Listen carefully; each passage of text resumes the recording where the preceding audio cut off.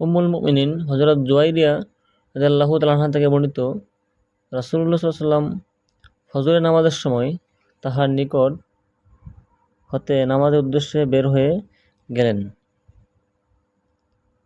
আর তিনি আপন জায়নামাজে বসে তসবিহ পড়ছিলেন।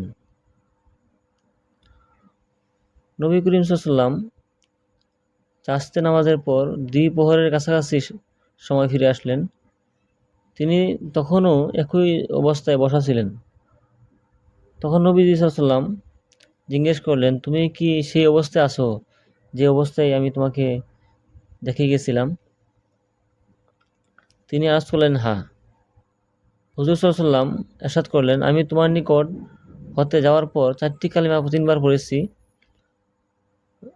তুমি সকাল থেকে এ পর্যন্ত যা কিছু পড়েছ সব কিছুর মোকাবেলায় যদি এই 4টি কালিমা ওজন করা হয় তবে এটা ভারী হবে। সুবহানাল্লাহ। নবীজি বলছেন যে আমি তোমার এখান থেকে যাওয়ার পরে আমি 4টি কালিমা পড়েছি। এই 4টি কালিমা যদি তোমার আমলের সাথে তুলনা করি তাহলে তুমি সকাল থেকে এ পর্যন্ত যা কিছু পড়েছ সবগুলা থেকে ভারী হবে। এই 4টি কালিমা পড়ার নিয়ম হলো প্রতিদিন সকালে এবং সন্ধ্যায় 3বার করে পড়বেন।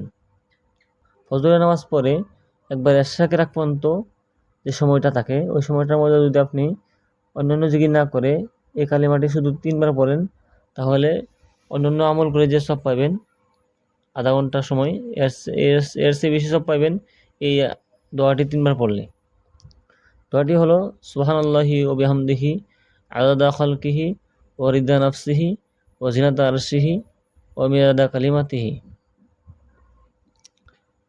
সুবহানাল্লাহি ওয়া বিহামদিহি আদাদা খালকিহি ওয়া রিদা নাফসিহি ওয়া জিনাতা আরশিহি ওয়া মিদাদা কালিমাতিহি।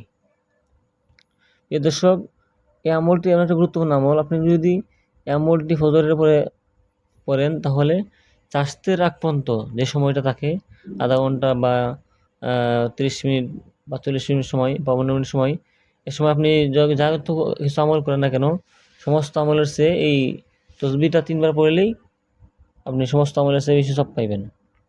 আল্লাহ রাব্বুল আলামিন আমাদের সবাইকে আমলটা করার তৌফিক দান করুক। আমিন।